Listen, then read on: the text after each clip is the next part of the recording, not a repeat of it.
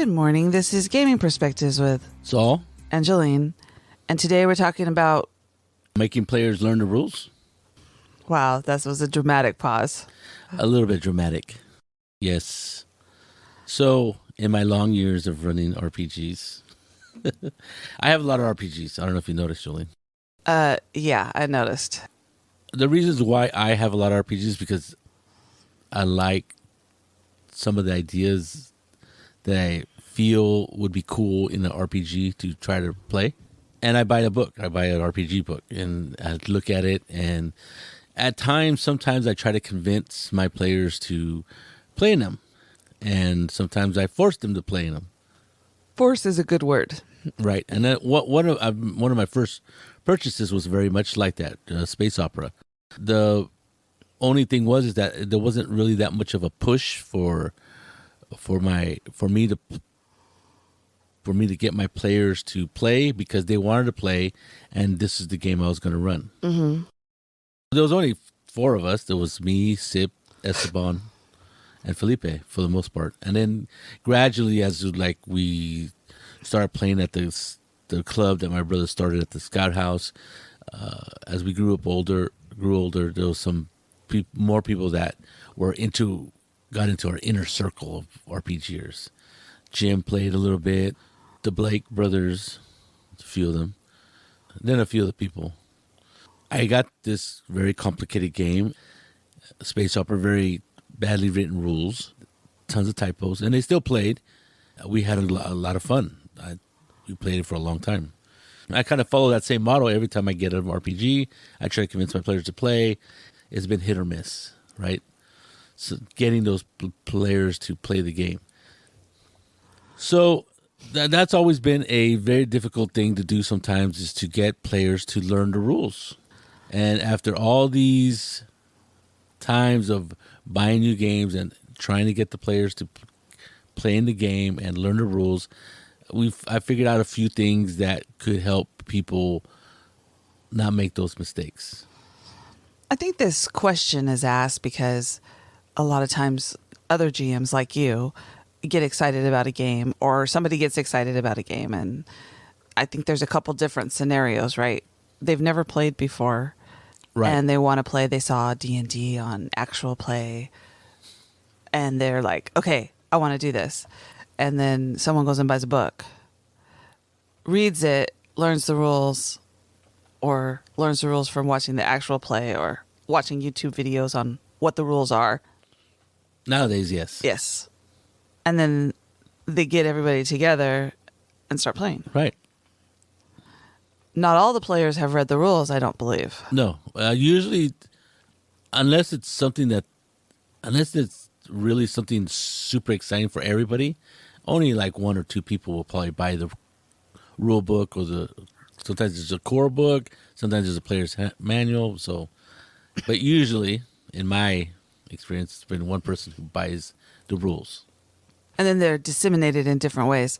When you were younger and I was younger, there wasn't the internet or Google Drive or easily available PDFs or computers. So people had to make copies or write down stuff, borrow the book from each other. Yes, there was a lot of photocopying going around back. I'm talking like in the 80s, even in the 90s, I guess. Mm-hmm. But the rule books became so big that it was very hard to copy everything. Like, for example, the original D&D was these little pamphlet-like books. Mm-hmm. So they were a little bit easier to copy. I wouldn't say it was easy because copying was kind of expensive for people back then. So teenage boys, yes. Teenage girls. Right. Copying something that's like 56 pages compared to like Shadowrun of 457 pages probably wouldn't get done too easily. So when new players or any players, I guess it depends. If they're all new players and the GM is new also, then they would be learning together. Right. But if they're their dad runs games or their uncle and it's an experienced GM, it's a little bit different for helping the players to learn the rules because they can always sit down and have the first session be, okay, let's go ahead and play. Let me tell you first what's on your character sheet, Right. how we play the game. And then if it's an experienced GM, they're going to explain to them, these are the statistics, these are or your stats, these are your skills, and this is what happens. And I'm thinking of D&D as the gateway game to all other gaming experiences, I guess. It could be the same with Call of Cthulhu or whatever the GM is experienced in, right? Yes, I think this is the hardest thing for a GM to do is to try to convey the rules, especially if they're the only ones that have the rules or the book. This happens a lot when you run a convention game. Sometimes people have never played the game. And I know there's a little tick box on most times you're going to run a game at a convention that says, how much experience do the players need? Knowledge of the game, Right. knowing how to play it. Beginner. Yeah. Right. And most of my games that I run, I always put beginner's welcome, right? Because I do run some complicated game systems. I used to run Space Opera. And I try to make it as easy as I could to explain the rules in like 10 minutes. Because I don't want to spend a lot of time explaining the rules. Which is quite a feat with space opera. Right. So I developed a sheet that had like the main rules, like how to roll for a skill, how to shoot a gun, and basically that's all you need to know, or combat. And me and my brother Felipe, he's the one that came up with the sheet, and I liked it, so I just used it, and I kept using it. And that's one way of doing something for your players to make it easier for them to digest the rules, because a lot of people would fall asleep at a large information dump about the rules, right? For example, I can't think of any example that I've done, but nobody wants to listen to you droll around for like a half an hour about how to play the game. So that's why I was saying you should, like, if they're new players, help them with a sheet is always good, but help them say, okay, let's go ahead and play a little bit, and we'll learn as we go. But these are the most important things that you need to know, and you give them this is the dice you roll, and this is what happens, and Right. we'll go from there. You do a little bit of an explanation, and a lot of times you can just learn as you go. Right. And I think that's probably, for me, my experience, that's probably the best way to have new people who are wanting to learn the rules, especially if they're complicated, to be able to play. They don't have to know everything, obviously. They don't have to know how to do every little type of action or reaction, but they definitely need to know the basics. And I think you can explain the basics and then say, that's enough, that's all you need to know. Anything else, we can just work it out as we play. And once you start playing, things start to make sense, because when you're being explained, when you roll to hit, you're gonna roll a d20, and that makes sense. But then when you add like different rules, like attacks of opportunity or whatever, you just leave those out and go, okay, when in this situation, this orc is running past you, he's trying to attack your partner. Did you want to get a free attack on that person? You don't even have to use this attack of opportunity jargon or anything like that, and the person go, yeah, will there be a penalty? What can I do? No, right. And so those kinds of explanations are the best, because the person is interested to know the information. But when you're just giving them information, and they may not even be interested in that, or they may not be getting it, because it's hard for people to even understand what a role-playing game is, and they just might have a little bit of interest in what it is. You don't want to turn off that interest. You don't want to make those people go away because of a bad experience. So for convention games or new players, that's a good way to go, by learn as you go, versus, okay, I need you to read this 800-page book, and then we're going to play. Not even 800 pages. I mean, it's hard for getting my players to read 20 pages, right, of stuff. It's a lot of information. Yeah, it is. And sometimes they're like, oh, here we go, a new game. And it all depends on the interest of the player. When we thought about this subject, I was thinking, you can't make a player learn the rules. Tell them, okay, we're playing, I can't think of anything right now. We're going to play Shadowrun. Here's the book. We'll meet next week. have read the book, make your character, and then we'll go.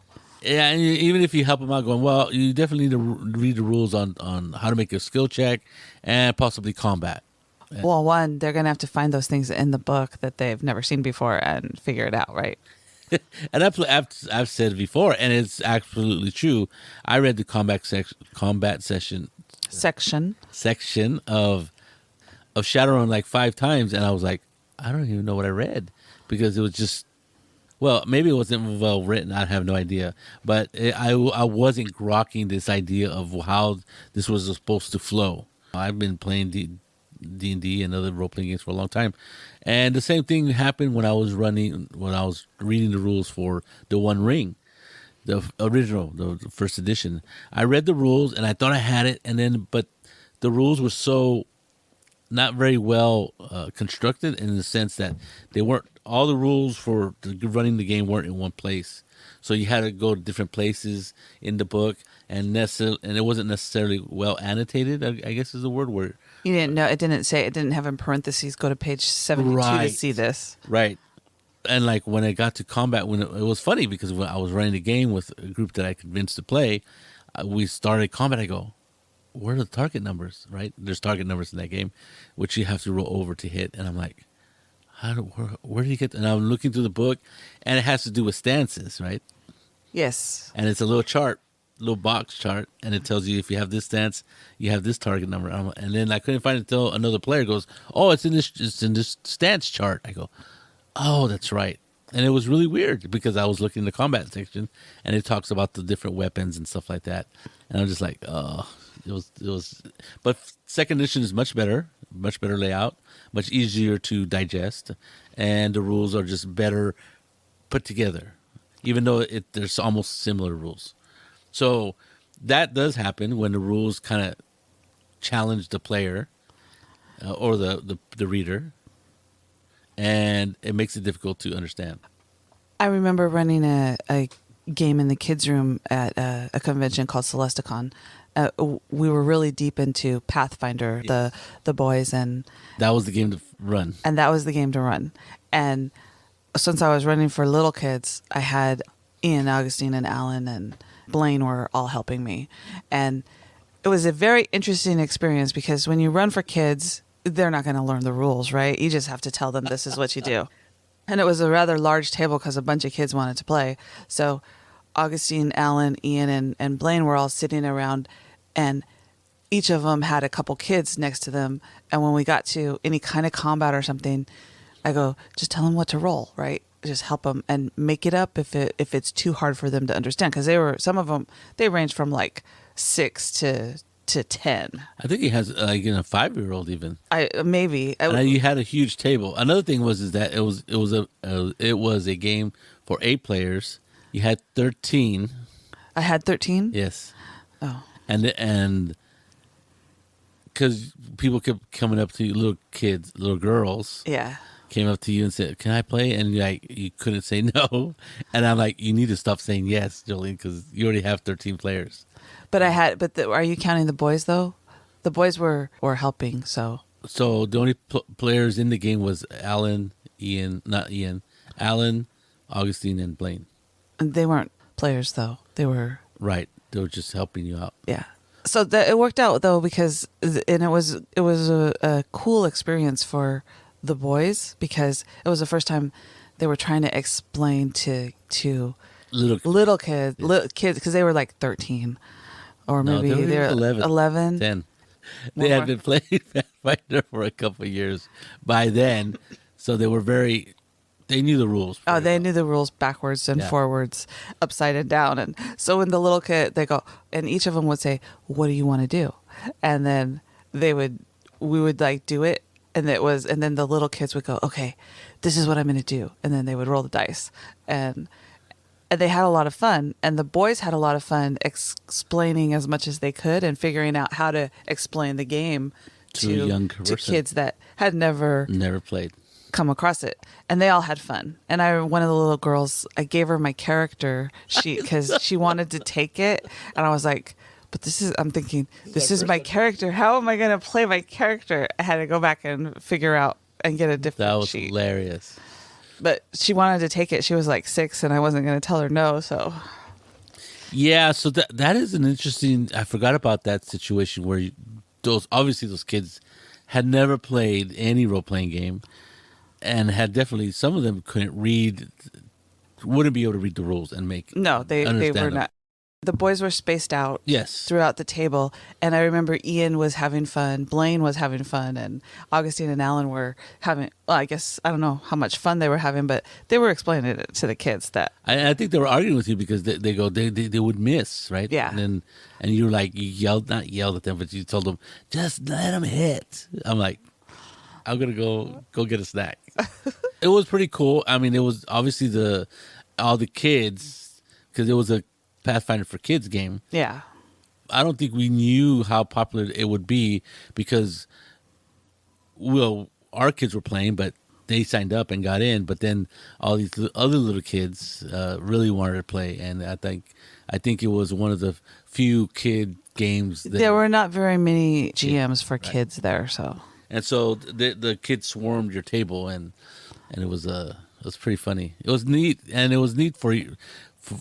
I thought it was neat to see you run that game because you were like kind of stressed out, but at the same time you seemed to be having a good time. So It was very simple too. So kids are different, right, than adults. right, because they can Learning be the rules. excited about stuff. Yeah. Well, yeah. And I think that if you have people who are excited about something or very interested in something, then it's easier for you to try to get them to learn the rules. And I think the boys learned that day that when you're playing with little kids, like 5 and 6-year-olds, you definitely want them to have more fun than tell them, oh, you missed. And if they do miss, go, okay, you missed, but you can try again next time. Right. Yeah, they had to do that whole what is it? Consoling the player. Yeah. That you're not always going to hit or you're not always going to be successful. And I think that was pretty cool. I mean, that's a lesson a little 5-year-old kid could learn easy and still have fun. Yeah. And then they also discovered the little kids discovered, because I had pseudo dragons and little, I forget, they were little fairies and things that were. And you had pictures though. I had pictures of them, and they discovered that, oh, the magical creatures will help you if you're nice to them, which was like the boys are like going.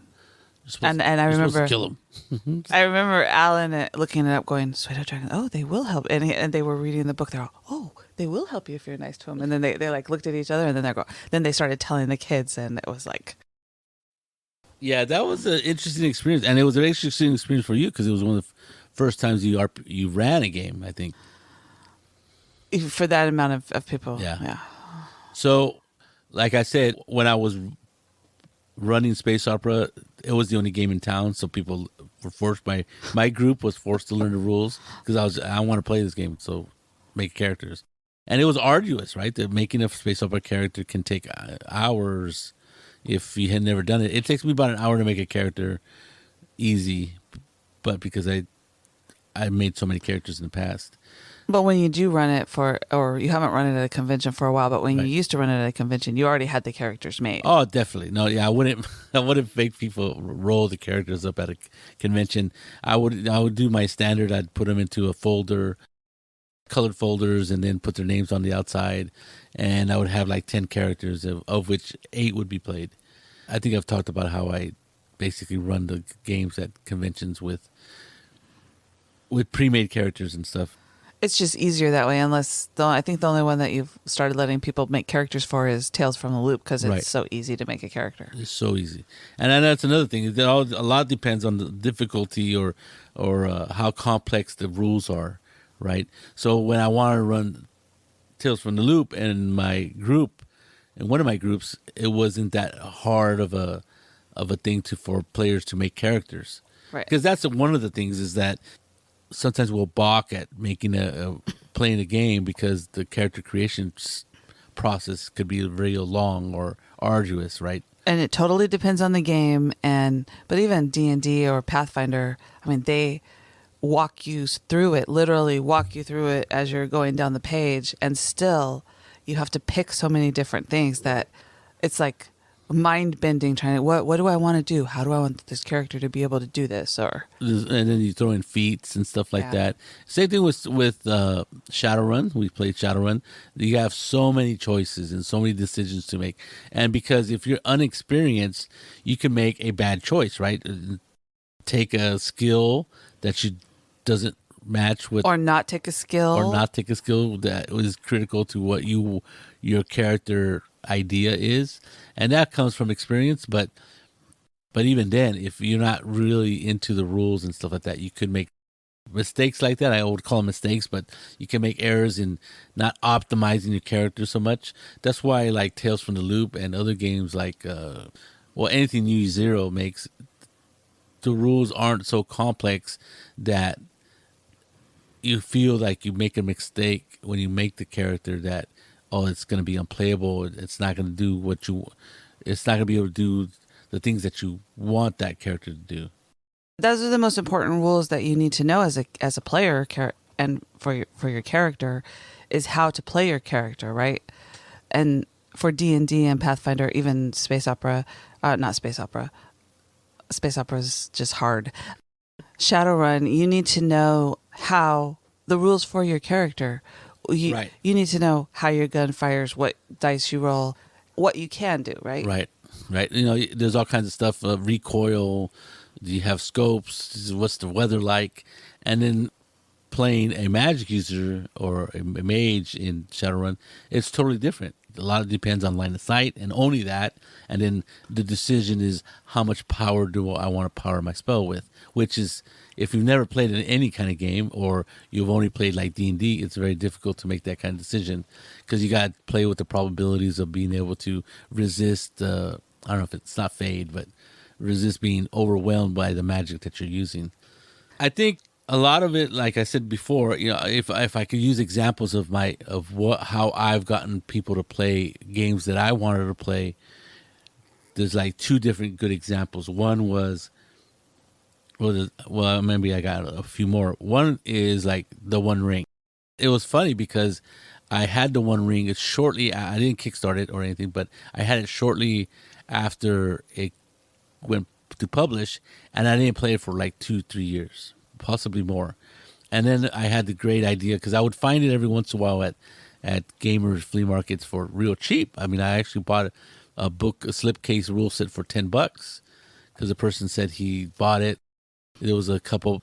They had a production issues, right? The pages were, the book would be falling apart a little bit, so they gave you a free version. They just sent you another one. So the same thing happened to me. So I gave away those versions, right? I gave one to my brother, I gave one to Blaine, and I think I gave him one more, right? So they had the rules, and my hope was by this generosity that they would pick it up and look at the rules, and then when I said, hey, let's play the One Ring, they would actually want to play. I think the only one that really looked at the rules was Blaine, and so when I ran the game, the first time I tried to run the game, Blaine played, a few other players, and the game fell apart. It just died. I did it again and started a new campaign, new characters, and it died. Right? People just stopped playing. We stopped playing. And I was kind of bummed about it. And then Shannon, me and Shannon Shannon asked me about playing in a regular group. We started another group. There was another group, and I mentioned the One Ring, and They took to it like fish in water. I know it was really amazing because like Kawi was super excited about it because she loves Token, right? Loves Token. Bay, which I didn't know even played role playing games. He goes, yeah, I really like that system. He goes, you like the system? Yeah, I own it. I'm like, all right. He was excited about playing in it. And then Shannon was kind of excited because he likes Token, and Morgan was also interested in it. He was probably the least interested of all of them. But the first two people, at maybe three, Shannon, Cowie, and Bay were like super excited because they were Token fans. So then then I felt a little bit intimidated because I'm like, oh shit, They know they are this genre. Token fans, right? But it didn't matter because they were so excited to play. I don't know if I was a good DM or a good Token GM, but I was able to run the game, and they were very excited, and we kept playing. me and Bay decided to be co-GM, and we switched running the Darkening of the Mirkwood, and it was a lot of fun. And there was hardly any kind of like, well, those rules seem kind of complicated, or it was like, okay, yeah, here's my character, or there were some of them picked characters from the back of the book, the pre-gens, but other people made them. Like I made my own, and I believe Bay made his own.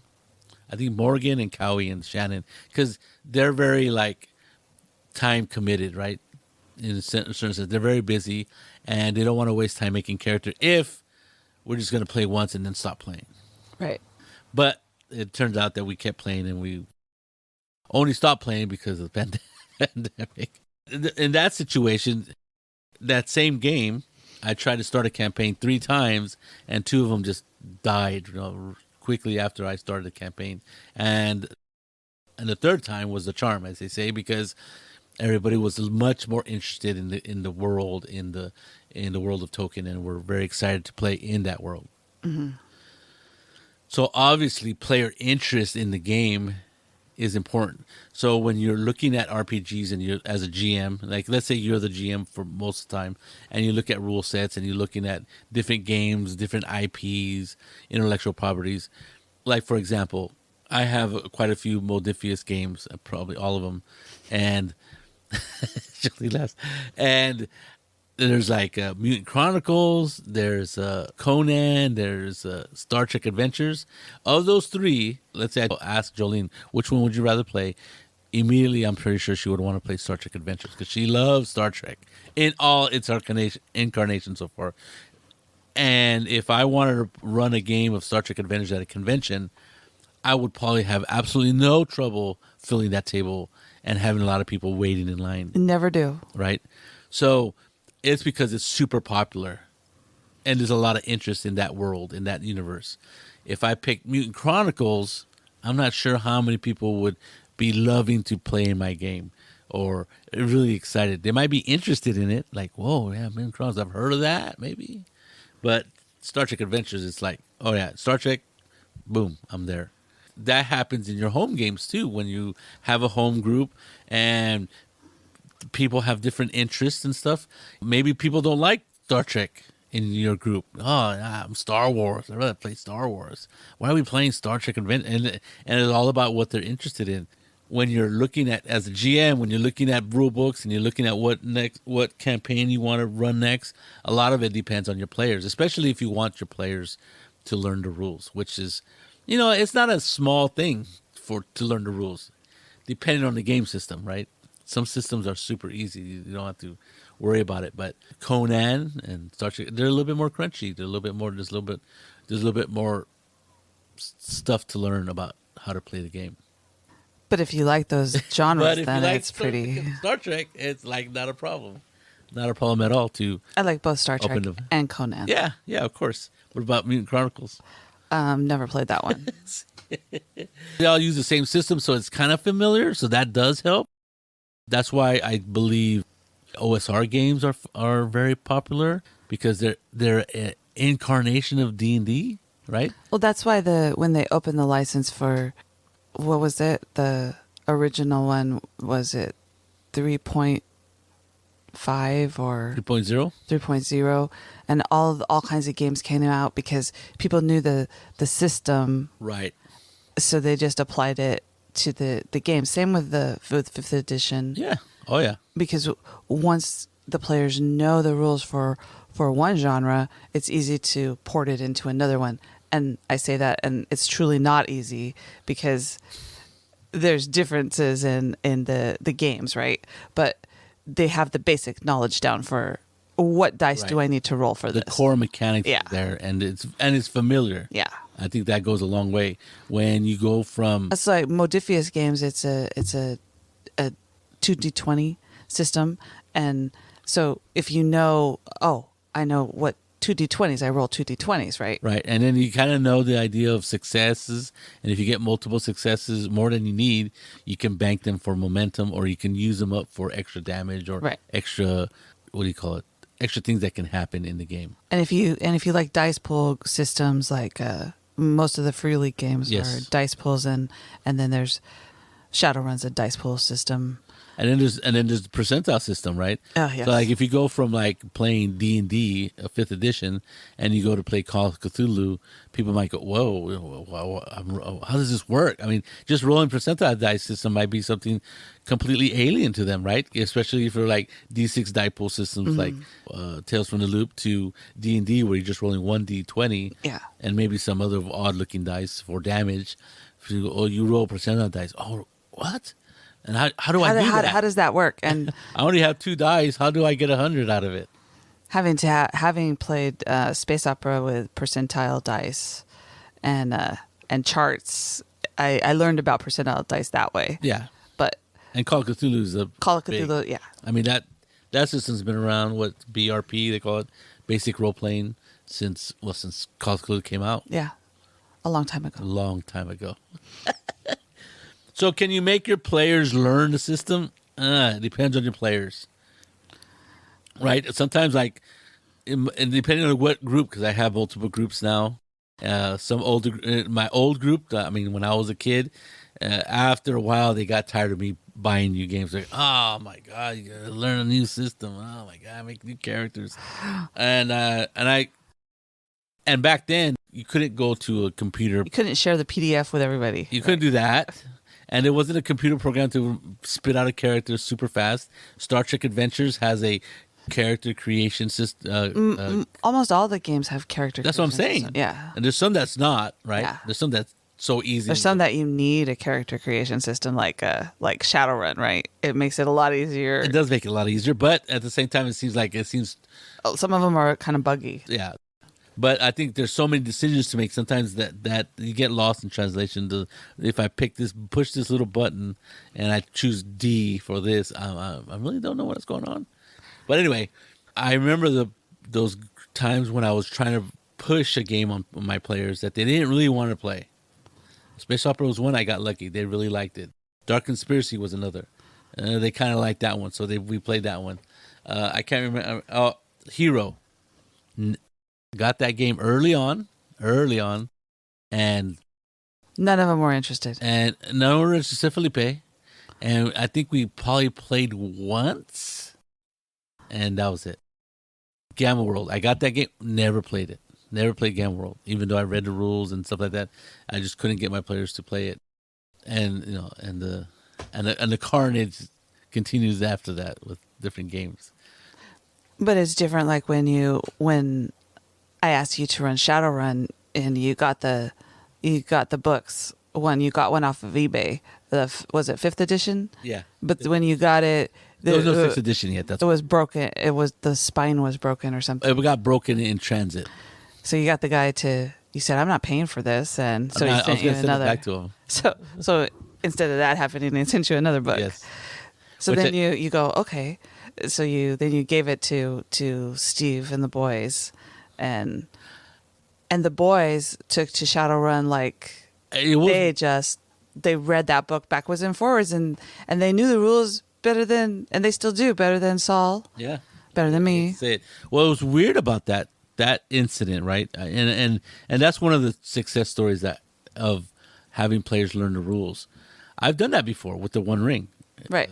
Giving the rules sets away. I've done that with other games where I gave an extra book of low fantasy gaming. That kind of worked out too because we played that one. Me and Mike and Felipe. But we shared the PDF, right?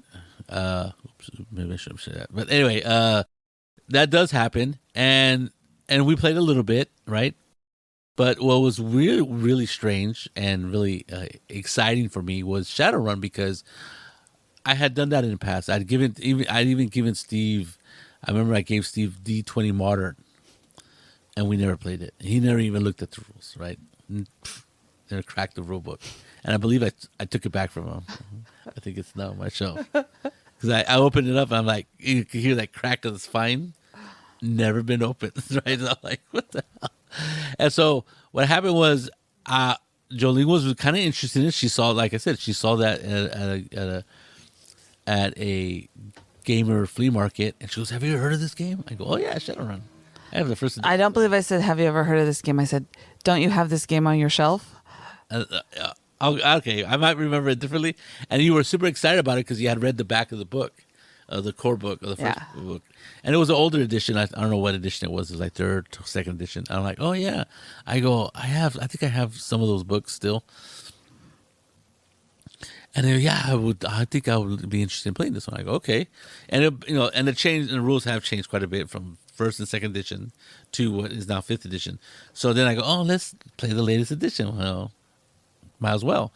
So I looked it up, and it'd been a while since it was published, right? It was a good 8-year-old game by that point.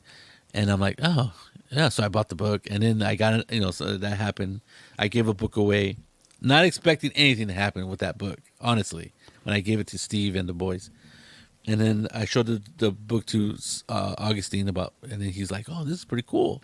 And then it was easy as pie for a GM. Next thing I know, they're talking about the characters. They're really excited about playing this game. I'm like, wow. It was like the easiest sell.